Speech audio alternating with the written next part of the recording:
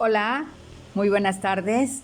Hoy es el día de la fiesta de la Santa Cruz y no quisiera dejar de comunicarme con ustedes. Hoy he recibido muchas felicitaciones hermosas y muy, no sé, estimulantes y que me llenan de mucho agradecimiento y además de ganas de compartir el sentido de esta fiesta con ustedes.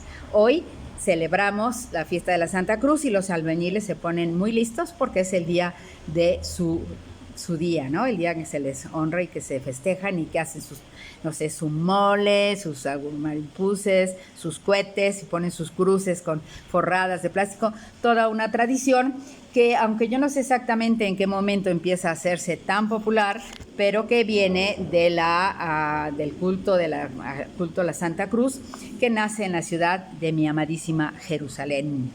Hay dos fiestas realmente, dos fiestas que celebran la Santa Cruz.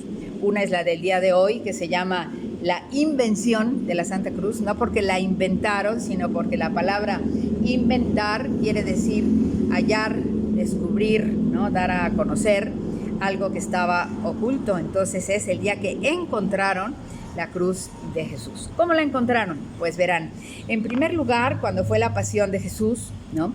La gente estaba preocupada, pues tanto dolor, tanto sufrimiento de la Virgen, de la gente, bueno, todo muy impactante. El momento en que Jesús muere, el temblor, los relámpagos, la voz del Padre, o sea, toda una situación tan fuerte, pues que no les da tiempo de pensar en la cruz, no les da tiempo, y se van, todos bajan piden a las autoridades que Jesús pueda ser bajado de la cruz, que lo puedan embalsamar, que pueda, no sé, ser respetado su cadáver, y lo bajan y ya lo logran y bueno, lo guardan en el sepulcro tantito porque el día cae, la tarde cae y tienen que irse para volver al día siguiente a embalsamarlo. Cuando ya las cosas se calmaron un poco, la Virgen le pregunta a San Juan, oye Juan, ¿no hay por ahí recuerdos de Jesús? Y entonces Juan le dice, sí, cómo no, déjame que vaya a ver, porque el último momento donde Jesús estuvo, que pudiera haber dejado algún rastro, es en Getsemaní, en la oración del huerto, la noche del jueves, cuando estaba orando al Padre. Y entonces Jesús va a Juan a ese lugar, que era un lugar que Lázaro les había reservado a Jesús para que pudiera estar en Jerusalén, porque ven que él dice, el Hijo del Hombre no tiene ni dónde reclinar la cabeza, y ¿cómo se llama? Lázaro, que era muy rico, tenía ahí un lugar donde trabajaban el Monte de los Olivos y guardaban los aperos, y ahí Jesús iba a rezar con los apóstoles, y ahí reza. Y va Juan y efectivamente encuentra el manto de Jesús y las huellas de la sangre que Jesús había sudado cuando estaba rezando en el huerto antes de entregarse a la pasión. Y bueno, pasa, también se acuerdan que el Evangelio dice que el que estaba ahí, el soldado, el jefe de los soldados que estaba contemplando la pasión, y que Jesús, desde que salió del pretorio y todo el camino del Vía Crucis, cargando la cruz y todo, vino acompañando a Jesús y estaba tan impresionado de la reacción y de la, no sé, de la bonomía de Jesús y de que cargaba y no se quejaba y bueno, aguantaba un montón. Y entonces, que va a ser luego el testigo cuando todo pase de los signos de la muerte de Jesús, que diga, verdaderamente este es el Hijo de Dios. Y bueno, que de alguna manera representa la admiración de los paganos. Los romanos, que eran paganos, realmente adoraban figuras así muy extrañas que no eran Dios ni existían, y es como el reconocimiento de Jesús. Pero ¿qué le pasó a otras cosas que fue ese jefe de la pasión, el que tenía que llevar a cabo el evento, la ejecución de la crucifixión? Le lleva a la Virgen algunas de las cosas que quedan de Jesús, la corona de espinas, la tablita, algunas de las cosas así de los clavos, ¿no?, que habían podido quitar, y se los entrega a la Virgen. Sabe que son un gran dolor, pero al mismo tiempo también sabe que van a ser de un gran valor para ella. Y bueno, pero de la cruz nadie se preocupa. Una vez que pasa todo, ¿qué es lo que sucede? Roma está en Jerusalén y es dueña de todo. En el año 70, o sea, unos 30 años después, un poco más de 35 años después de la muerte de Jesús, los judíos se rebelan contra Roma. ¿Por qué? ¿Qué creen? los romanos cuando fundaban una ciudad o un lugar, bueno, pues caminaban con todo su ejército los kilómetros que hiciera falta. Es decir, abrían un camino que de Roma llevara al lugar al que iban. Por eso dicen que todos los caminos llevan a Roma, porque Roma abrió caminos a todos lados. Y ahí llevaban al ejército, y además de llevar al ejército, tenían pues ya un contacto, ¿no? Y ya que llegaban a la ciudad, ¿qué hacían? Ponían unos palos grandes, largos, que eran como la insignia de la presencia del emperador, y le decían, arrodíllate. Esto es como si el emperador estuviera acá. El emperador es el único Dios, adóralo. Y la siguiente cosa que hacían era que recogían todas las monedas que circulaban y hacían su propia moneda, y todos los impuestos que se cobraban eran para Roma. Entonces, cuando ellos llegan a Jerusalén y lo tienen dominado, saben que los judíos son muy duros de pelar, ¿no? Los de la época de Jesús. Que no iban a querer adorarlo como Dios, se los dispensan, y tampoco iban a querer dar impuesto, porque el dinero era una cosa muy querida. Y entonces, así las cosas, ¿no? O sea, Roma le tiene esa paciencia al pueblo judío, pero entonces cuando tienen ahí el templo de Jerusalén donde se sacrificaban animales, donde estaban ahí para que les dieran de comer, comían, descomían, ensuciaban, bueno, ya se podrán imaginar el dinero cuando Jesús quita a los vendedores, todas esas historias, y era un mugrero. O sea, imagínense que era al aire libre, habría zanjas así, donde se ponía una como altarcito, y ahí mataban al cordero, lo degollaban y el corderito ni chillaba, ¿no? O alguna palomita así, bueno. Entonces Pilatos decide que eso era un mugrero y habría que limpiarlo, y manda a traer agua desde Cesarea Marítima, son unos 70 kilómetros yo creo, una cosa así, y todo eso hace un acueducto para llevar el agua hasta el templo, y pide que lo paguen con el dinero del templo. Digo, ya que no pagaban impuestos, pero siquiera que pagaran su obra pública, pero no les gustó, y entonces dijeron, no, nosotros no pagamos, y entonces estos romanos ya se pasan y los vamos a poner en su lugar, y pobres ilusos, porque pues por mucho era un pueblo.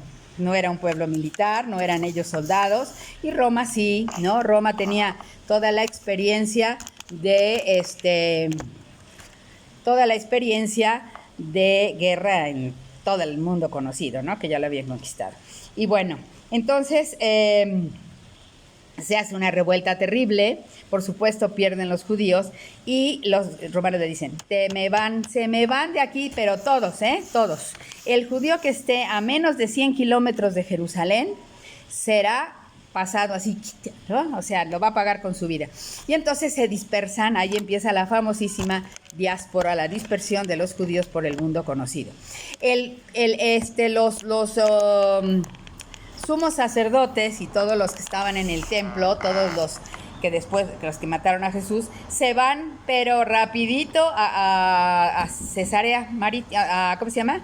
A Tiberíades, fundan una ciudad en honor del emperador Tiberio, a la orilla del mar de Galilea, y ahí se van y llevan su Sanedrín. Una ciudad que era paganísima, que era así toda, dijéramos, manchada, no pulcra, pero ellos con tal de salvar la vida ni se acuerdan, y ahí se van, y hay muertos, y eso era impuro, pero ellos le echan la bendición, y ahí se quedan.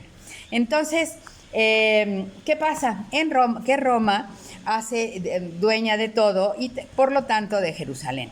Y entonces en todos los templos que habría culto, sea judío o sea cristiano, ellos lo controlan, lo destruyen, encima lo ensolvan y encima construyen un templo. Por ejemplo, Adonis, que era el rey, el dios niño, le hacen un templo sobre la iglesia de Belén, ¿no? Zeus, que era el dios de los dioses según ellos, lo ponen en lo que era el templo de Jerusalén, lo destruyen y encima lo hacen así. Entonces, aunque desaparecen los lugares cristianos, de alguna manera están señalados. Pero resulta que en Roma, que en el Imperio Romano, el cristianismo cada vez se desarrolla más, cada vez es más popular. Y al ser cada vez más popular, el ver al emperador como Dios y todas esas religiones y costumbres que tenían, se van viendo cada vez menos bien. Y los emperadores se dan cuenta. Entonces reina en el siglo IV, allá por el año 333, por ahí, reinaba el emperador Constantino, que era hijo de una mujer cristiana, de la reina Helena. Y esa mujer le hace mucha lucha a Constantino y logra, para esto Constantino va a tener compartía el poder con un tal Magencio y los dos querían el poder absoluto, entonces un día van a tener una gran batalla muy fuerte, muy peligrosa para Constantino. Y entonces él, que todavía no se convertía, le reza al Dios de los cristianos, ve una cruz en el cielo muy grande que le asegura la victoria, y así es, gana. Y entonces el emperador decide que es tiempo de dar libertad de culto y permite que todos tengan la religión que quieran. Y entonces el cristianismo sale a la luz, y con ella su mamá, que después va a ser Santa Elena de la Cruz, se pone muy lista, y con un grupo de trabajadores va a desensolvar y a buscar donde estaba uno de los templos romanos, y encuentran que efectivamente ese es el Santo Sepulcro. Y además de encontrar el Santo Sepulcro, siguen rascando hasta que encuentran una gruta, una cueva, que está llena de las cruces que se hacían ahí, porque en lo que hoy es el atrio, dijéramos, la afuerita del templo juntito, estaba el monte Calvario, que es el monte de la Calavera, que no tiene más de 7 metros de alto, una cosa pequeña pero notoria. Y entonces ahí entre ese lugar, por ahí cerca, empiezan a rascar y encuentran una cueva que está llena de cruces, y esas cruces son todos iguales, ¿no? Pues ahí las botaban, era el tiradero del basurero de cruces. Y entonces Santa Elena decide ponerlas todas en el atrio, así en hilera, y pone encima de ellas, va llevando a unos enfermos. Y el que se cura, rozándole a Dios, el que se cura, es el que es la cruz que deciden que es la cruz de Jesús. Y esa cruz la sacan, le dan culto, la conservan muy bien. Pero no, y por eso se llama ella Elena de la Cruz. Y la fiesta se llama la Invención de la Santa Cruz, no porque la hayan inventado, sino porque invención es una palabra griega que quiere decir hallazgo, que quiere decir descubrimiento. Ahí descubren que estaba la cruz, ¿no? Y entonces la ponen en el culto. Y ya, bueno, esa es la historia de Santa Elena de la Cruz. Constantino se hace cristiano y el cristianismo sale a la luz, ¿no? Y entonces, ¿qué es lo que sucede? Sucede que, pues ya pasando el tiempo, vienen muchas invasiones hacia el final del siglo VII, ya como que Roma está muy debilitada, de hecho ya va a tronar, y los persas habían hecho una invasión y se habían robado la cruz de Jesús. Pero viene un emperador que se llama Heraclio, ¿no? Un emperador del siglo VII, que él era de hecho de Capadocia, era de lo que hoy es Turquía, y le habían dado unos ataques así como muy religiosos, y entonces se empeña en conquistar a los persas y les quita la cruz. Y entonces con la cruz la quiere llevar al Santo Sepulcro y la va cargando. Pero ¿qué creen? El emperador, su corona, era el emperador de Roma, ¿no? A lo máximo. Entonces llevaba su gran corona de oro, sus vestimentas, y no podía caminar, no avanzaba, ya estaba atorado con su cruz, hasta que le dijo Zacarías, el que era el arzobispo de Jerusalén, le dijo: óyeme, no. Jesús fue la muestra de la pobreza, del desprendimiento. ¿Tú por qué te estás aquí poniendo tantos galardones de presumido, no? Así no vas a avanzar. Y el emperador, todo asequible, se quita su capa, se quita sus adornos, se quita su corona, su báculo de oro, todo, y empieza ligerito a llevar la cruz y a devolverla al sepulcro. Eso pasa en el 614. Pero ¿qué sucede? Sucede que en ese momento esa fiesta se llama el triunfo de la Santa Cruz, la exaltación de la Santa Cruz, y se celebra el 14 de septiembre. ¿Por qué el 14 de septiembre? Seguramente no fue un 14 de septiembre, porque no se medían, yo creo, todos los tiempos así, de la fecha en que se sucedió. Pero 14 de septiembre fue el día que, volviendo atrás con Santa Elena, en el 335, ella, que en lo que se encontró en las ruinas de ese templo construyó el Santo Sepulcro, ahí la bendicen, la consagran en 335. Entonces, en honor a eso, deciden que la fiesta para recordar ese evento va a ser el día 14 de septiembre, y es el día de la exaltación de la Santa Cruz. Y estas dos fiestas están en la iglesia, en la liturgia. La del 3 de mayo y la del 14. Y la del 13 de mayo, la que obviamente los albañiles hacen como suya.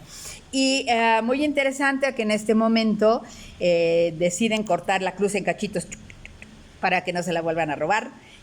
Pero se roban los pedacitos, se los van llevando unos por aquí y por allá, y la mayoría se acaban de ir cuando vienen los cruzados, que va a ser como por el siglo 9, 10 por ahí, y se llevan un pedazo de la cruz a diferentes lugares y construyen basílicas, ¿no? La Santa Cruz de Jerusalén, Santa Cruz de Florencia, la iglesia de la Santa Cruz de Roma, o sea, hay muchas basílicas de la Santa Cruz. Hasta nosotros aquí en Puebla tenemos ahí en la zona fundacional la capilla de la Santa Cruz, y tienen todas un pedazo de la reliquia de la Santa Cruz que ponen en exposición en este día. Y bueno, pues esta es un poco la historia de donde se han tomado la tradición, luego muchas costumbres, muchos pueblos a diferentes celebraciones, pero así es como nacen. 2 fiestas en el Santo Sepulcro. De hecho, estos 2 días del año ponen esa gruta donde estaban las cruces, el cementerio de cruces, que está así un poco metida en el suelo, que era una cruz, era un basurero, la han limpiado, la limpian, así sobria queda toda la piedra, y hay una imagen ahí de una piedad en bronce que pagó, ¿quién creen? Maximiliano de Habsburgo, y ahí está la capillita esa. Y estos 2 días de fiesta, las engalanan de maravilla, ponen unos gobelinos rojos preciosos, unos claveles, llenan sillas, balaquinos, o sea, hacen de esa cueva mugrosita una hermosísima capilla con su celebración. Vienen los franciscanos, vienen las autoridades de la iglesia de Jerusalén. Y bueno, pues es importante conocer los orígenes y sobre todo lo importante que es la cruz de Jesús. O sea, es un símbolo, es una realidad donde Jesús muere, donde acepta la muerte, donde acepta que pagar todo lo que nosotros debemos, Él lo paga con mucho dolor, pero también con mucho gusto. Y bueno, pues ojalá que le tengamos como mucho agradecimiento, mucha devoción a esta cruz, que es una gran fuerza, un gran poder con el que Jesús nos llevó, nos acercó a la posibilidad de recuperarnos y de llegar al lugar más hermoso que sea después de esta vida. Les mando un abrazo. Espero que les haya gustado y que les haya servido un poco para aclarar el origen de esta hermosa fiesta. Y otra vez, muchas gracias por todo. Que Jesús me los bendiga y que nos bendiga a todos. Hasta luego.